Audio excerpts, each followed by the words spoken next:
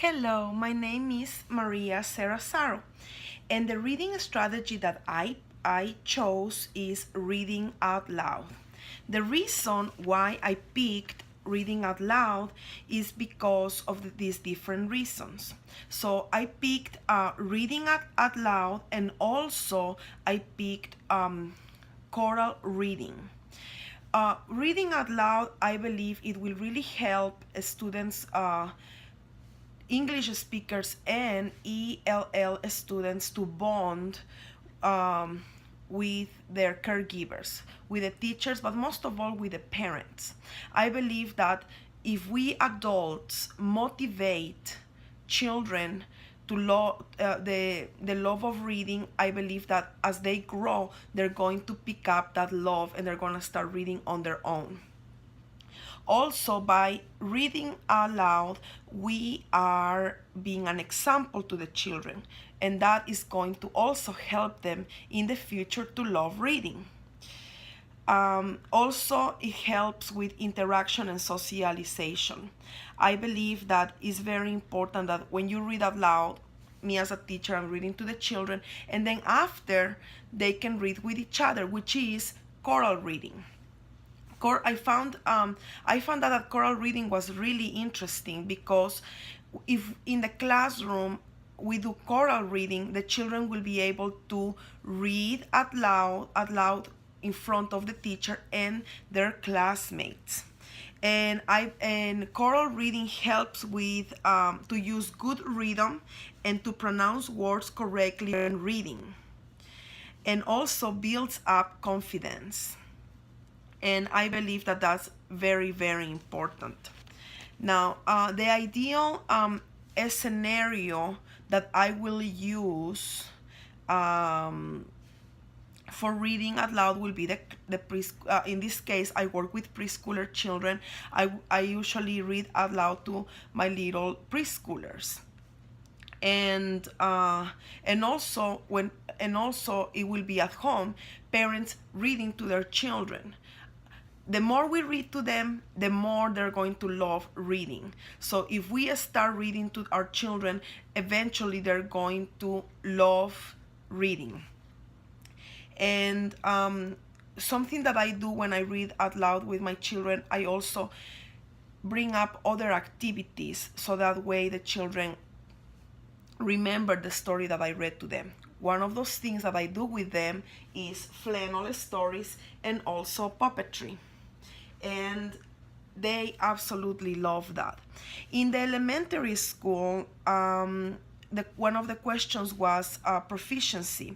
The language proficiency, I will say that the children will be able to understand. If they're ELL students, they will be able to understand English, but they will not understand new vocabulary words, or they will have a hard time to write about the story because they don't know how to write English yet. So as a teacher, I will try to encourage the children to learn how to write those words, how to learn about new vocabulary words with different activities. The books that I believe it will be good for children, for example, second grade, it will be books that are interested to them. For example, if they're early learning English learners, we can maybe find books that are about their culture, and also whichever subject that we are talking about. In my observations, children were learning about farms and how in different parts of the world people farm, and it was really interesting, and I saw a lot of engagement with the classroom, with ELL students and English speakers students. Also, the materials that I will have to use for choral reading, for example, every child will have to have the same book that the teacher is reading. Also, it will be nice to have the book in the tablet, so that way the children can also listen the audio when it's reading time on their own. And in my preschool classroom, I will have to have the flannel stories and the puppets.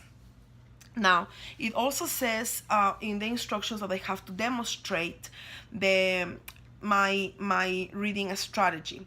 So what I will maybe do a little bit is read a couple pages of The Very Hungry Caterpillar. This is The Very Hungry Caterpillar by Eric Carle. Oh, I love all the colors that we see in here. Let's see what it says. This book was written for Krista. That's Eric Carle's sister.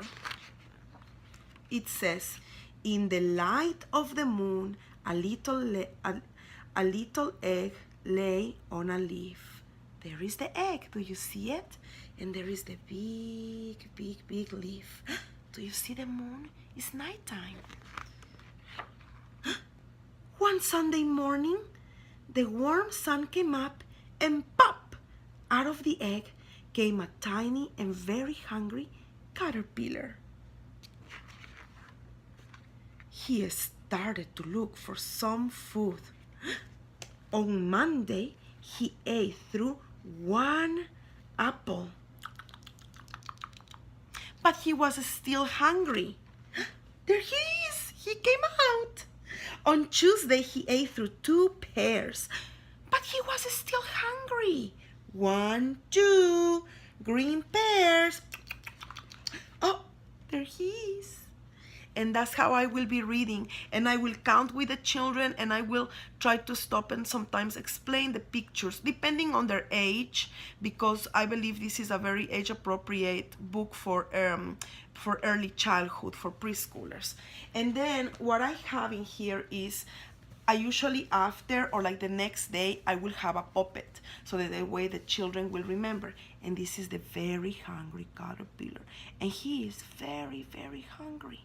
So he went to look for something to eat. On Monday, he ate through 1 apple.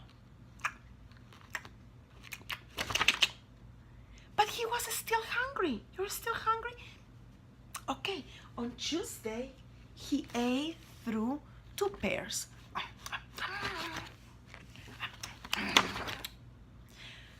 And that's how I will do this story. And then the caterpillar becomes to a beautiful butterfly at the end. So that's on the other side of the puppet. And the children really, really, really love this story. And by adding another activity, that will really excite the children to learn more about this book and about literacy. It really enhances the children's literacy. And I also have the 5 little monkeys jumping on the bed, which is a favorite of them. And I have the flannel story with the bed and the monkeys. It's a little far away, but there is the monkeys and they're jumping around. And sometimes I let the children take turns and so on.